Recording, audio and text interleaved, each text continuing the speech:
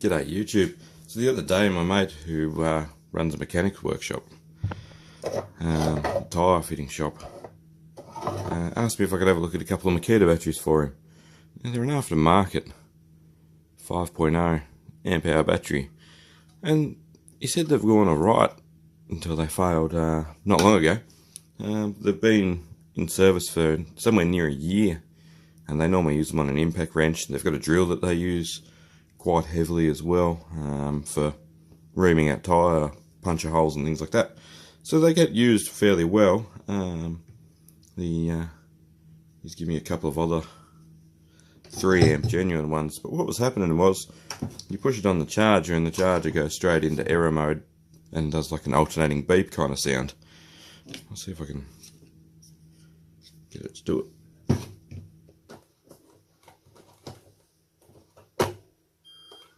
So to start charging,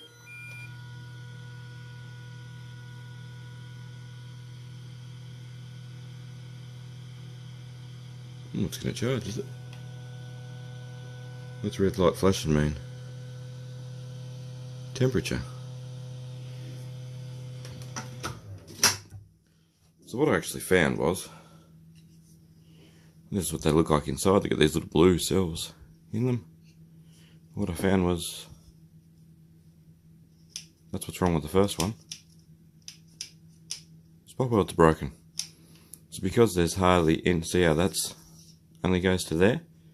To protect the bottom of the cells so that the cells don't bounce around in their case. Where's the bottom half of the case? There. So in these cheap cases they've got a kind of a formed shape in the bottom of the case. Well, that mat doesn't go all the way to the last cell. The last cell's broken just from shock. So just to get this one going again, I'm going to take it out to the shed in a minute and we'll solder up all of the terminals to make sure they've got a good contact. But then I open up the second one. Same story, doesn't have the full mat right the way through it. Negative post, missing off the battery. Hardly even touching. All the rest of the joints seem okay on this one. The positive one looks like it's been a bit on the hot side. So we might build that up a little bit so that it doesn't pop under high load. That being said, there's only so much load they can use before these terminals get hot and they kick out anyway. So I'm going to take these out of the shed and solder them up, and when I'm done we'll bring them back in, put them on the charger and see if they charge. Because that's 2 5 amp hour supposed size cells that he'll have back in operation again, and then we'll have a look at the 3 amp hour ones that he's given me. Oh, he only gave me one of the 3 amps. Yeah, that one. We'll see why that one's not happy as well. The big problem with this, as I've said before, is the Makita charger. It pushes 9 amp hours out, and when you're using a 3 amp hour battery, that's fairly harsh. So it should theoretically give you under a 20-minute charge. But I'm going to give these a solder up and I'll be back. Alright guys, moment of truth. We've done a bit of scratch up with some sandpaper and soldered onto the top of all the cells through the gap, just so they had a bit more contact, because they were pretty rough in the way that they were lack of contact. So this was the one that had the 2 broken cells here, so we'll put that one on the charger first and see what happens.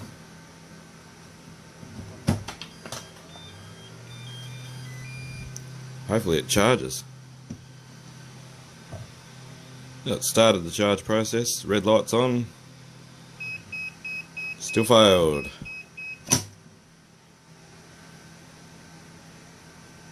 Well, that's rubbish. I really don't know why. Like it had 2 completely disconnected cells.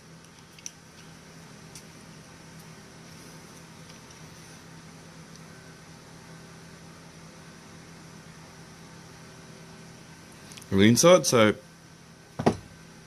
failure number 1. Let's try his buddy. This one was broken down here. You have to tidy the solder up before it'll go back in its case, but cross your fingers.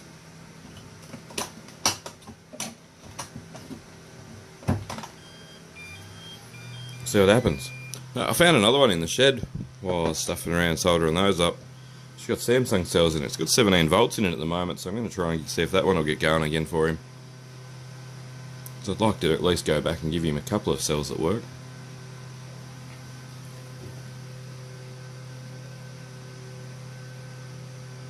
Just looking at the kilowatt meter, it's not going up yet.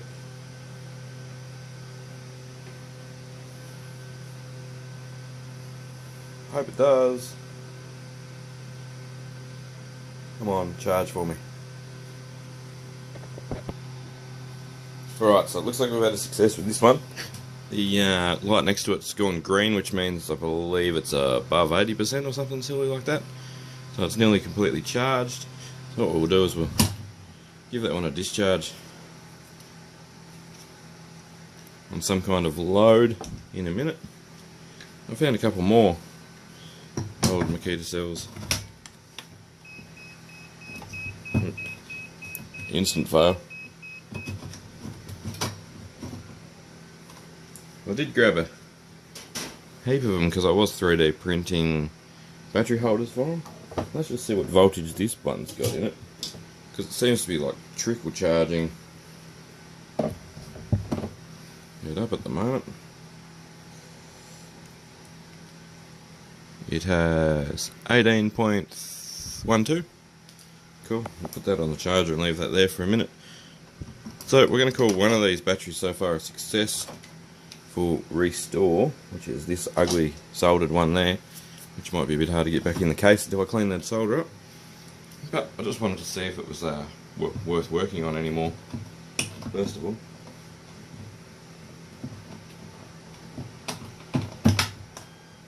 Because this one won't charge, I'm starting to think there's something wrong with the actual board up top, because I can't see any physical connection issues otherwise.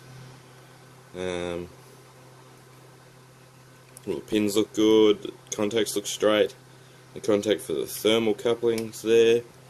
That's about all the aftermarket batteries have, is a thermal couple down the body there. So we'll call it a success on one, maybe another one I had in the shed for him. But yeah, that's some of the problems and faults you can have with these aftermarket batteries. This foam strip's just not long enough to protect these cells, and these ones actually have been vibrating and moving around in the cell pack, as you can see. I'm going to stick it back together with some polyurethane sealant at the same time as I'll push it back into the case so the cells can't move around and they've got some vibration absorption, and we should be sweet. Thanks for watching, guys. Hope you enjoyed. If you've got any tricks or tips with the boards on top of these, leave them in the comments. You'll help everyone out. Be some more videos over here, some subscribe buttons over here. Thanks heaps. Catch you on the next one.